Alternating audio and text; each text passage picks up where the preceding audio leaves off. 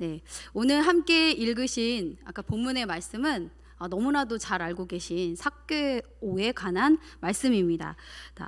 삭개오 하면은 떠오르는 것이 무엇인가요?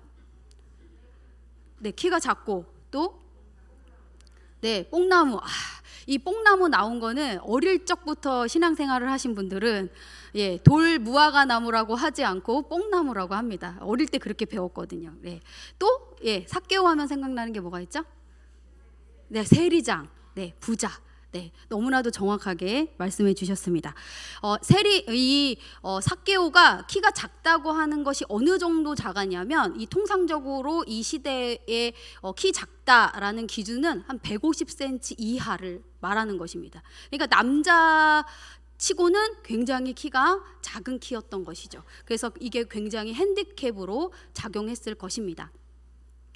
전에 사역했던 교회에서 이렇게 같이 사역하던 이렇게 부목사님이 같이 계셨어요. 그런데 제가 이제 사무실에 딱 들어가니까 굉장히 이렇게 격양된 얼굴로 화가 나가지고 고개를 막 흔들고 있는 거예요. 그래가지고 제가 도대체 무슨 일이냐, 왜 머리를 이렇게 고개를 계속 흔들고 있냐라고 물었더니 어떤 연예인이 180cm 이하의 사람은 루저다, 이런 얘기를 한 적이 있었던 거예요. 그래서 그 사실을 들은 이 목사님이 키가 작으셨거든요. 그러니까 화가 나가지고 난 루저라고 막 이러면서 막 저한테 막 슬픈 표정을 막 지으시는 거예요. 그래서 제가 오늘 이 말씀을 준비하면서 루저의 뜻을 한번 찾아봤습니다. 말과 행동 또는 외모 등이 볼품이 없으며 능력이나 재력도 부족한 사람이라는 뜻입니다. 그러니까 한마디로 키 작은 사람들을 비하해서 한 표현이었습니다. 한 연예인의 이 말 때문에 그 당시에 키가 작았던 남성분들은 막 분노했던 그런 사건이었습니다. 1절 오늘 말씀, 아까 읽으신 말씀의 1절, 예수께서 여리고로 들어가 지나가시더라. 이 여리고는 사해 북동쪽 13km 지점에 위치한 곳으로서 수목이 굉장히 울창하고 그리고 오아시스가 있었던 그런 지역입니다. 이스라엘이 로마의 집권을 받고 있었던 당시에 가이사랴, 가버나움, 여리고 이 세 지역에 세관을 두었습니다. 세관은 뭐냐면 세금을 걷는 곳을 두었던 것입니다. 그래서 1절에 예수님께서 여리고에 들어가 지나가시더라 이렇게 했는데, 예수님께서 그러면 어디에 가시던 길이었을까요? 예수님께서 어디에 가시던 길이었냐면 누가복음 18장 31절 말씀 화면에 띄워주시면 저희가 함께 읽도록 하겠습니다. 누가복음 18장 31절. 네, 제가 읽겠습니다. 네. 예수께서 12 제자를 데리시고 이르시되, 보라, 우리가 예루살렘으로 올라가노니 선지자들을 통하여 기록된 모든 것이 인자에게 응하리라. 어디로 가고 계세요? 예루살렘으로 가고 계십니다. 이게 18장의 말씀이에요. 지금 오늘 보신 말씀은 19장. 그래서 예루살렘으로 들어가고 계신 거고, 또 누가복음 19장 28절에 보면 예수께서 이 말씀을 하시고 예루살렘을 향하여 앞서서 가시더라. 네, 이 19장 앞부분의 말씀 삭개오의 이야기와 쭉 연결돼서 또 예수님께서 이어서 예루살렘으로 들어가시는 장면을 그대로 묘사하고 있습니다. 예수님께서 예루살렘에 입성하고 계신 거예요. 예수님께서 왜 예루살렘에 입성하고 계신가요? 십자가를 지시기 위해서 예루살렘으로 가고 있었던 것입니다. 목적지가 예루살렘이니까 오늘 본문 말씀의 여리고는 그저 그냥 예수님께서 스쳐 지나가시는 곳인가 라고 생각할 수 있습니다. 스쳐 지나가시다가 우연히 삭개오를 만난 것이겠다라고 생각하실 수 있는데, 그렇지 않고 예수님께서 사마리아 여인을 만나러 일부러 사마리아 지역에 들어가셨던 것처럼 오늘도 삭개오를 만나기 위해서 예수님께서 계획하시고 들어가신 것입니다.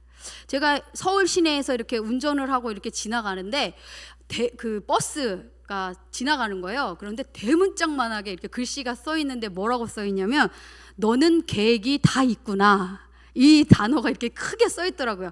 이 영화를 보신 분들은 이 단어가 무엇인지, 이 말이 무엇인지 아실 거예요. 뭐냐면 기생충. 이라는 영화가 한참 히트했을 때 송강호 그 아버지가 자기 아들에게 사기를 치기 위해서 막 열심히 계획해서 이렇게 사기치고 준비하는 그런 걸 보면서 야, 너는 다 계획이 있구나 이렇게 했던 대사로 굉장히 유명했던 말입니다.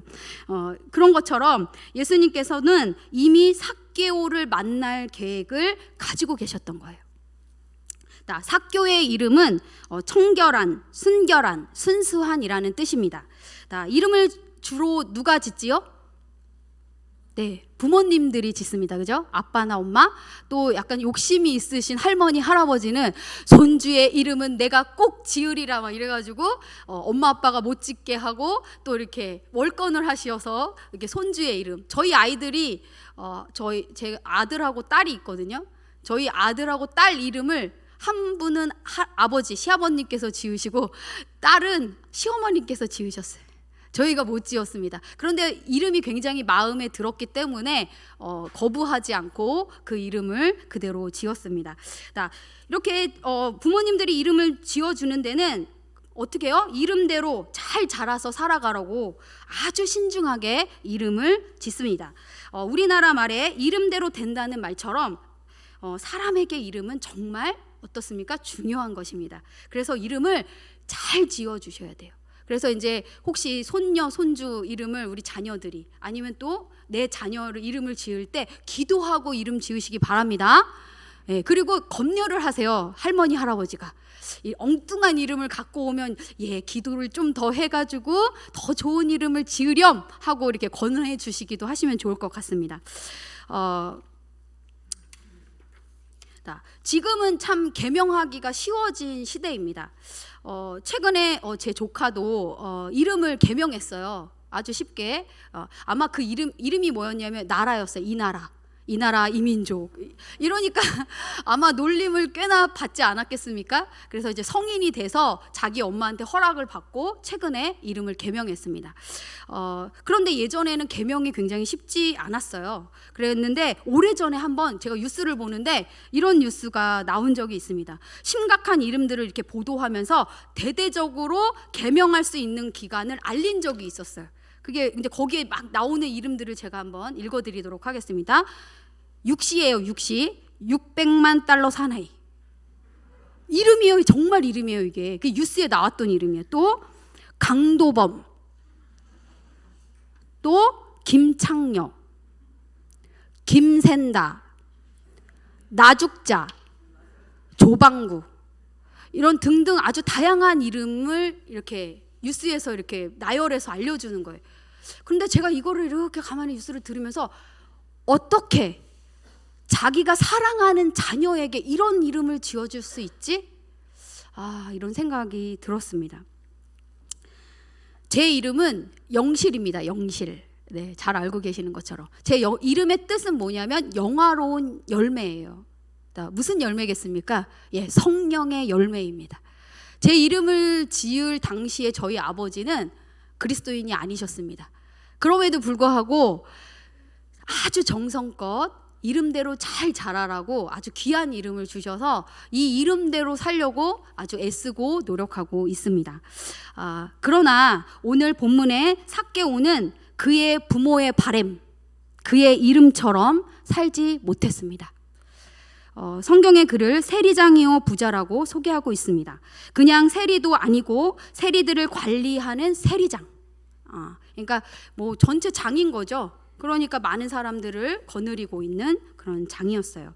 신약 시대는 아까도 앞에서 말씀드렸던 것처럼 우리나라가 마치 일제 치하에 있었던 것처럼 유대도 로마 정권의 다스림을 받고 있던 시대입니다. 그래서 당시 세리는 아까 말씀드렸던 것처럼 세금을 징수하여 로마의 정부에 이렇게 바치는 그런 관리였습니다. 이때 세리들이 로마 정부가 요구하는 금액만 거두면 좋은데 그렇게 하지 않고 그 이상을 엄청나게 많이 걷습니다. 그래서 어떻게 해요?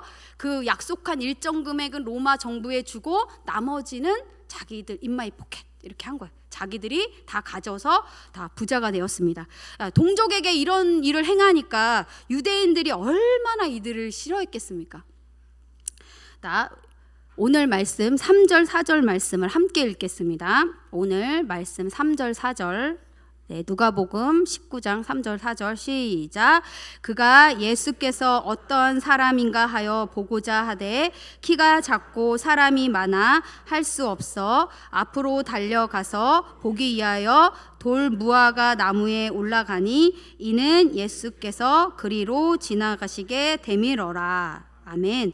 본문에서 삭개오의 이런 행동은 그냥 이렇게 가볍게 읽으면 단순히 그냥 호기심으로 이렇게 한 행동처럼 보여요. 우리도 이렇게 잘 안 보이면 막 어디에 올라서서 잘 보려고 이렇게 하잖아요. 뭐 공연을 하거나 이럴 때 맨 뒤에 서면 앞에서 하는 공연이 잘 안 보이니까 막 사이로 막 들어가고, 또 높은 곳이 있으면 올라가서 뭐 축구 경기든 야구든 공연이든 이렇게 애써서 보려고 하잖아요. 근데 우리가 봤을 때는 마치 그냥 예수님이 유명하니까 인기 스타 유명한 예수님이 나타나셨으니까 마치 그렇게 보고 싶어서 가볍게 예수님을 이렇게 찾고 있는 것처럼 보입니다. 그런데 삭개오의 이 행동은 그저 단순한 호기심에서 한 것이 아니라 그 마음에 깊은 간절함과 기다림이 있었던 것입니다.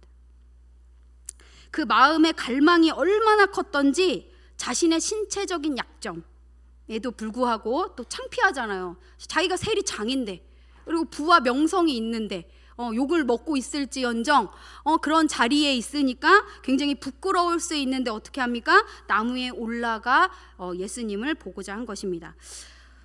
과연 우리는 삭개오처럼 예수님에 대한 간절함, 갈망함이 있습니까? 예전에는 그랬는데, 예전은 생각하지 마시고 지금 내가 과연 예수님에 대한 갈망이 있는지 한번 생각해 보시기 바랍니다. 우리의 육신의 약함, 모든 사람이 이렇게 연약함이 있습니다. 어떤 사람은 건강이 연약하고, 어떤 사람은 뭐 지혜가 연약하고, 어떤 사람은 부가 연약하고, 각각 사람마다 그런 연약한 부분들이 있습니다. 그래서 그런 육신의 연약함이나 또 환경의 열악함을 핑계대고 있지는 않습니까? 그럼에도 불구하고 우리는 오늘 삭개오처럼 돌 무화과 나무 위로 올라가야 합니다. 아멘. 예수님을 간절히 바라고 예수님께 가까이 나가야 합니다. 아멘. 예수님을 만날 수 있는 곳, 은혜의 자리, 예수님이 지나가시는 곳, 그곳에 있는 우리 성도님들 되시기를 주님의 이름으로 축복합니다.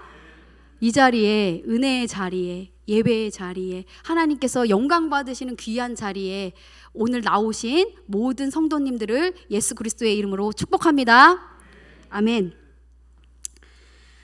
오늘은 여전도회 연합회 헌신 예배입니다. 그 어떤 자리보다도 제가 봤을 땐 가장 은혜를 많이 받을 수 있는 자리라고 생각을 합니다. 이 자리는 정말로 하나님께서 세우시는 자리입니다.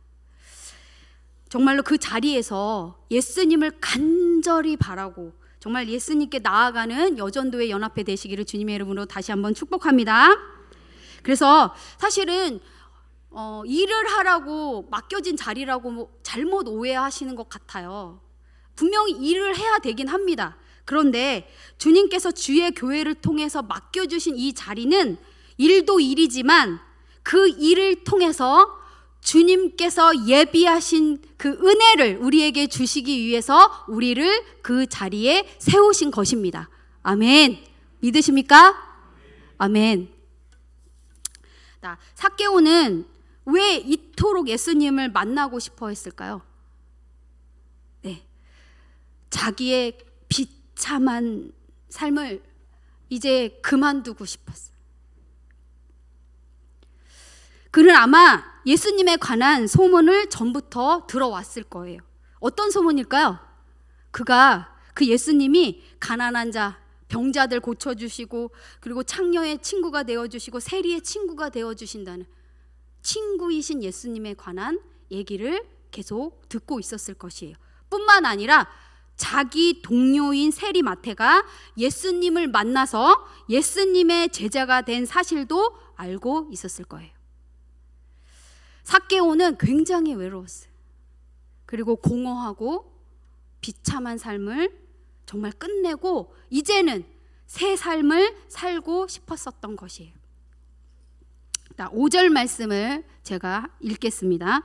예수께서 그곳에 이르사 쳐다보시고 이르시되 삭개오야 속히 내려오라. 내가 오늘 내 집에 유하여야 하겠다 하시니 급히 내려와 즐거워하며 영접하거늘. 이 당시 유대인들의 대부분은 예수님이 예루살렘에 들어가시는 그 이유가 정치적인 이유라고 생각했습니다.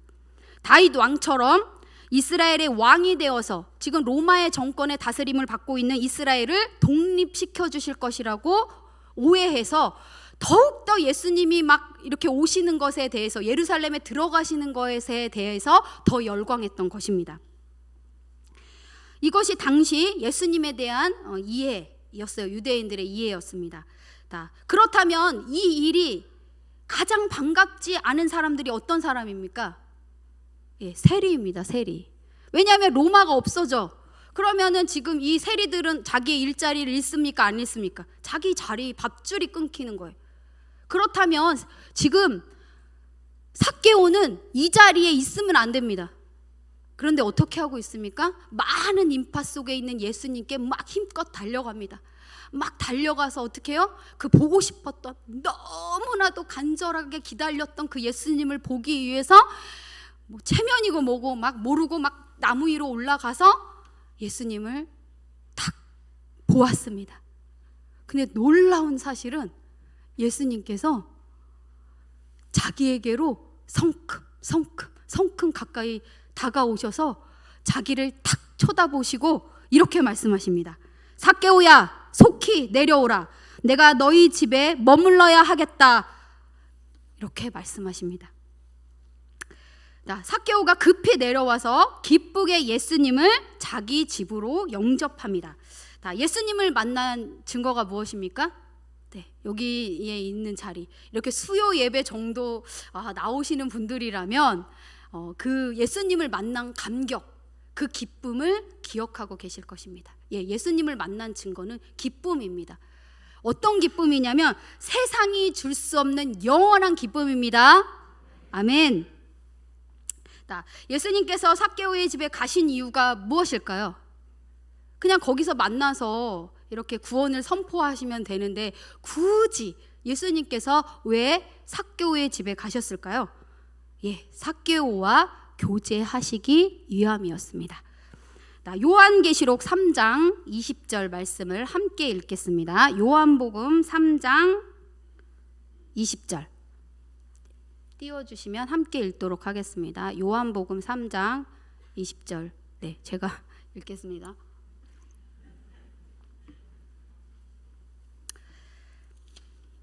우리 성경을 한번 찾아보겠습니다. 요한계시록 3장. 너무나도 잘 외우시는 말씀이시기도 한데 저희가 또박또박 한 목소리로 함께 읽도록 하겠습니다. 3장 20절. 한 목소리로 읽겠습니다. 시작. 볼지어다 내가 문 밖에 서서 두드리노니 누구든지 내 음성을 듣고 문을 열면 내가 그에게로 들어가 그와 더불어 먹고 그는 나와 더불어 먹으리라. 아멘. 예수님께서는 우리와 교제하기를 원하십니다. 아멘. 그래서 먹고 마시는 것이 굉장히 중요해요. 예수님도 그의 사람들과 어떻게 하셨어요? 함께 자고 먹고 하셨어요. 그래서 지금 저희가 이 여전도에 이렇게 연합회에 이렇게 많은 임원들을 세워주셨고 또 함께 주님의 일을 감당하게 하셨어요. 함께 먹고 마시고 교제하시기 바랍니다. 하나님 없이 말고 예수님 안에서 정말 교제가 넘치는 여전도의 연합회 되시기를 주님의 이름으로 축복합니다. 아멘. 이렇게 사람들이 왜 이렇게 근데 물질을 추구할까요? 성공해서 행복하려고. 불행하려고 돈을 추구하지 않습니다. 돈을 열심히 버는 이유는 우리 사랑하는 아내에게, 사랑하는 자녀에게, 또 차도 사주고 또 집도 사주고 맛있는 음식도 사주고 학교도 보내주고 여러 가지 필요한 것들을 해주기 위해서 돈을 법니다. 그런데 이런 물질은 잠시뿐이에요. 물질을 쫓아가다 보면 잘못하면 어떻게 되냐면 다 잃어버릴 수 있어요. 그런데 우리의 인생의 진정한 기쁨과 행복은 누구에게 있습니까? 예수 그리스도에게 있습니다. 7절 무사람이 보고 수군거려 이르되 저가 죄인의 집에 유하러 들어갔도다 하더라.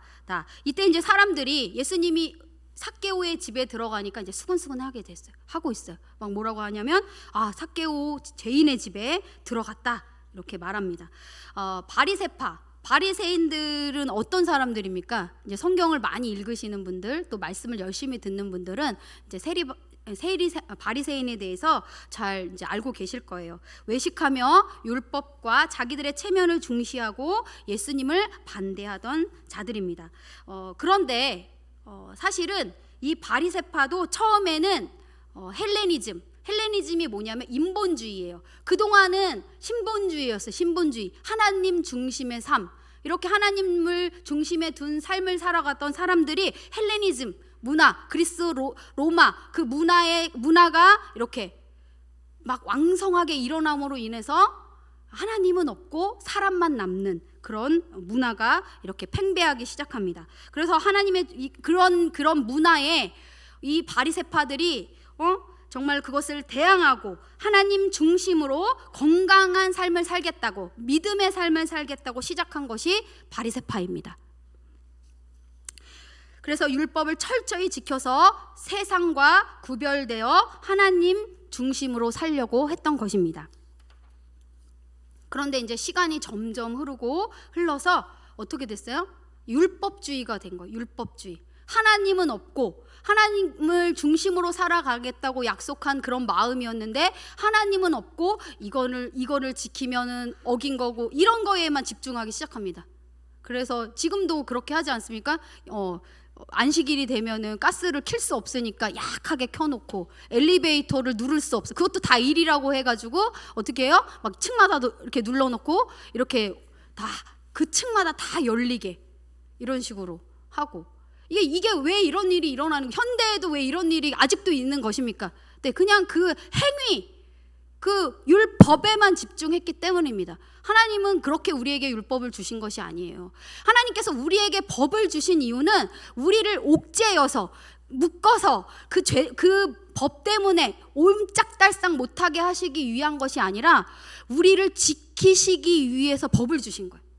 제가 예를 들어 하나 말씀드릴까요? 교통법규. 사람들이 이렇게 교통법규 이렇게 빨간불이면 가면 안 되고 파란불이면 가고 이렇게 약속하지 않습니까? 그거 왜 정한 거예요? 사람을 보호하기 위해서. 차도 보호하고 사람도 보호하고 이렇게 지켜주기 위해서. 살인죄를 적용하고 다른 사람을 생명을 소중하게 여기는 법들은 왜 만들어지는 거예요? 생명을 존중하기 위해서, 잘 지키기 위해서 그런 법들을 만드는 것입니다. 그런데 이제 그런 것들은 없고 결국에는 어떻게 돼요? 뭐 가난한 사람, 병자, 창녀, 세리 등을 어떻게 해요? 죄인으로 이렇게 아예 구분해 버렸어요. 그리고 정죄해 버려요. 얘네들은 죄인이야 라고 정죄까지 합니다. 오늘 본문 7절에서 사람들이 말하는 죄인과 예수님께서 말씀하시는 죄인은 달라요. 예수님이 말하시는 죄인은 10절을 함께 읽겠습니다. 10절, 오늘 본문의 말씀 10절. 네, 시작. 인자가 온 것은 잃어버린 자를 찾아 구원하려 함이니라. 네, 예수님이 말씀하시는 죄인은 잃어버린 자입니다. 아멘. 여기서 잃어버린 자는 다 누굴까요? 모든 사람을 말하는, 이 세상에 있는 사람은 모든 사람이 다 잃어버린 자라고 말씀하시는 거예요. 그러니까 뭐 누구 할 것 없이 동일하게 우리는 죄인이며 잃어버린 자라는 거예요. 예수님께서 이 잃어버린 자를 헬라어로 뭐라고 하냐면 아폴리미, 멸망하다, 죽다, 사라지다 라는 뜻입니다. 예수님께서 그러니까 그 이 뜻을 풀어서 설명하면 예수님께서는 멸망당할 모든 사람을 위해 구원하려고 오신 것입니다. 아멘. 그런데 우리도 이렇게 이제 신앙생활을 하다 보면 또 이렇게 가정생활에서 또 회사 생활에서 이렇게 다양한 사람을 만나요. 그죠? 그러다 보면 내 생각 같지 않은 사람들이 얼마나 많습니까? 그러다 보면 우리가 가장 많이 저지르는 것이 뭐냐면 알게 모르게 바리새인들처럼 이렇게 다른 사람을 이렇게 정죄해요. 그 사람을 판단하고 이렇게 그 사람을 땅땅땅 이렇게 재판하는 그런 우를 범합니다. 마태복음 7장 2절 너희가 비판하는 그 비판으로 너희가 비판을 받을 것이요 너희가 헤아리는 그 헤아림으로 너희가 헤아림을 받을 것이니라. 네. 그러니까 저희가 그러면 안 되는데 때로는 이제 우리의 잣대로 어떻게 해요? 사람을 가르고 이 사람은 나랑 안 맞고 뭐 또 그리고 어떻게 해요? 구분하고 그리고 심지어 정죄까지 하는 거예요. 그래서 참 입을 잘 다스려야 돼요. 이게 진짜 다스려지지 않는 게 입이잖아요. 우리가 정말로 예배를 통하여 말씀을 통하여서 하나님께서 은혜를 계속 부어주시잖아요. 성령의 충만함을 주시잖아요. 그런데 이거를 주로 어디서 까먹냐면 여기서 까먹어. 여기서 다 까먹어. 그래서 저희가 진짜 입을 잘 지켜서 말을 잘 지켜서 정말로 그 은혜를 쏟아붓지 않는. 그리고 어디다 쏟아부어야 되냐? 우리 집에 있는 아들 딸에게 흘려보내시기 바랍니다. 예.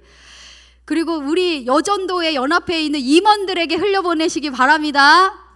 각 기관 모든 그 소속되어 있는 우리 지체들에게 흘려보내시기 바랍니다. 교구 구역장 이런 분들은 교구장 구역장 분들은 그 교구 구역장들에게 또 구역원들에게 흘려보내시기 바랍니다. 아멘. 이제 마태복음 이제 읽었죠. 네, 죄송합니다. 다른 사람은 이제 이렇게 정죄하는 거에서 머물지 않고 또 어디까지 가냐면 이제 나 자신은 굉장히 의롭다고 생각하는 것까지 가요. 왜 우리가 다른 사람을 판단하고 이렇게 정죄하게 되냐면 나는 그렇지 않다고 생각하기 때문에 나는 아니다 라고 생각하기 때문에 그래서 그 깊숙이 쭉 들어가 보면 어떤 마음이 있어요? 나는 의롭다. 나 정도 살면 아주 괜찮은 거야 라고 생각하는 그런 교만함이 있기 때문입니다.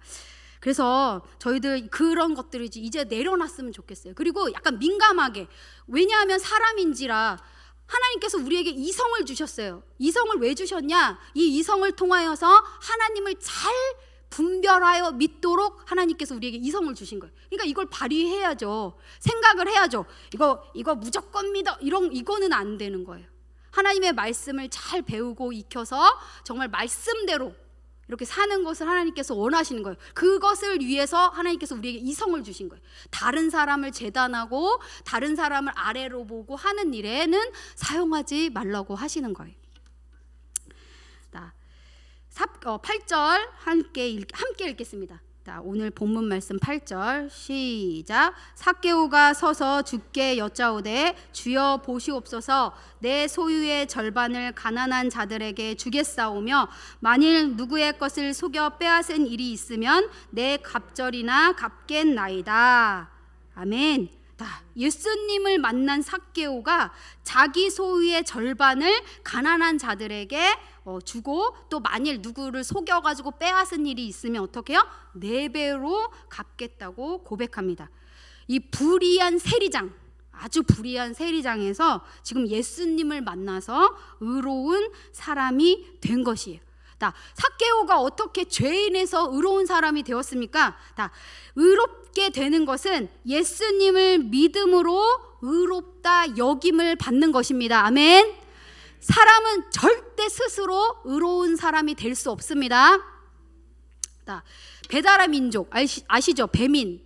네, 배민 창업자 김봉진 대표가 작년에 신문에 났었던 이야기입니다.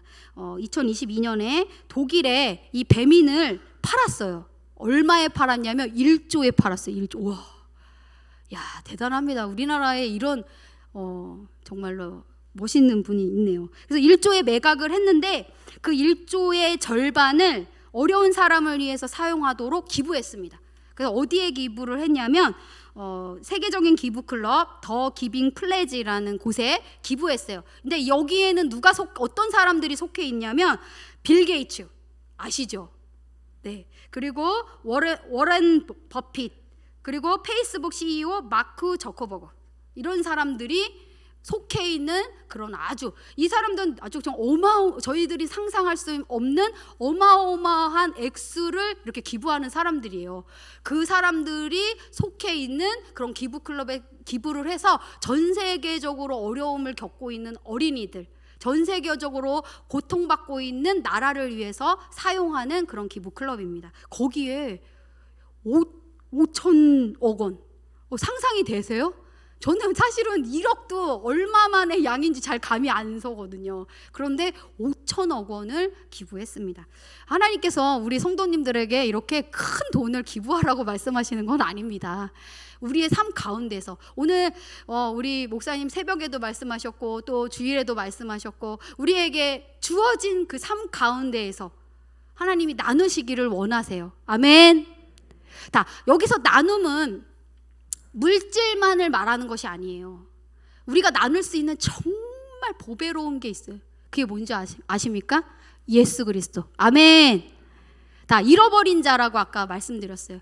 잃어버린 자 지금 떠오르시잖아요. 우리 가족 중에 내 자녀, 우리 언니, 우리 오빠, 우리 동생, 우리 친척들, 우리 이웃들 얼마나 많습니까? 예전에는 어릴 적에는 곧잘 예배 드리고 하나님을 믿고 예배하던 내 아들 딸들이 먹고 사는 거에 이리 밀리고 저리 밀려서 하나님을 멀리하는 그런 가슴 아픈 그런 상황에 계십니까? 나누셔야 돼요. 예수 그리스도를 나누셔야 되고 회복할 수 있도록 계속 그 자녀들을 위해서 기도하시기 바랍니다. 하나님은 어떤 분이신지 아세요? 그의 부모의 기도를 떨어뜨리지 않고 응답해 주시는 분이십니다. 아멘. 진짜 엄마의 기도로, 우리 아버지의 기도로 우리 자녀가 믿음으로 설 것입니다. 아멘. 네. 그래서 지금 조금 저희가 어떻게 잃어버렸어요? 심지어 언제 잃어버렸냐면 코로나 때 많이 잃어버렸어요. 분명히 같이 신앙생활 했거든요. 그런데 옆을 딱 돌아보니까 그때 코로나 전에 같이 옆에 있었던 사람들이 지금 있습니까? 없습니까? 없는 사람들이 꽤 있습니다. 네. 이런 분들에게 찾아가 나누시기 바랍니다. 네. 이제 말씀을 마무리하도록 하겠습니다. 우리 9절, 10절 말씀도 함께 읽도록 하겠습니다. 예수께서 이르시되 오늘 구원이 이 집에 이르렀으니 이 사람도 아브라함의 자손이로다. 인자가 온 것은 잃어버린 자를 찾아 구원하려 함이니라. 아멘. 예수님을 만난, 그리고 정말 예수님의 그 기쁨을 누리고, 그리고 그것을 정말 믿음을 어떻게 해요? 삶으로 살겠다고 결단하고 고백한 그 베드로의 가정에게 이 집에 구원이 이르렀고, 아멘. 우리 성도님들의 가정 가운데 이 집에 구원이 임하였고가 정말로 선포되어지기를 주님의 이름으로 축복합니다. 아멘. 그러면서 이렇게 말씀하세요. 너는 내 아들이다. 너는 내 자녀다. 아멘. 아멘이십니까? 아멘. 정말 우리가 예수님을 믿고 하나님의 자녀가 돼서 정말 예수님을 사랑한다고 이렇게 고백하면서 정말 오랜 시간 신앙생활을 하다 보니까 우리 마음 가운데 정말 예수님을 향한 간절함, 그런 갈망이 습관처럼 되어서 온데간데 없어졌습니다. 근데 이제 다시금 정말로 예수님을 향한 마음을 회복하시기 바랍니다. 아멘. 그리고 정말로 정말 우리가 그런 연약함, 우리의 육체의 연약함, 또 어떤 경제적인 열악함, 거기에 지지 마세요. 지지 마시고 정말로 기도하여서 정말로 하나님께서 그의 사람들을 어떻게 인도하여 주시고 그것을 어떻게 정말로 이겨내는지 정말로 간증하는 그런 모든 삶이 되시기를 축복합니다. 아멘. 자, 이제 정말로 저희가 잃어버린 죄인 그 삶에서 예수님께서 우리를 의인 삼아 주셨는데 우리를 구원하여 주셨는데 정말 나만 혼자 정말로 구원받아서 쩔쩔 매서 막 어떻게 할 줄을 몰라 하는 그런 삶이 아니라 나뿐만 아니라 정말 하나님께서 내게 붙이신 모든 사람들을 정말 구원받게 하는 귀한 일에 쓰임 받으시기 바랍니다. 아멘.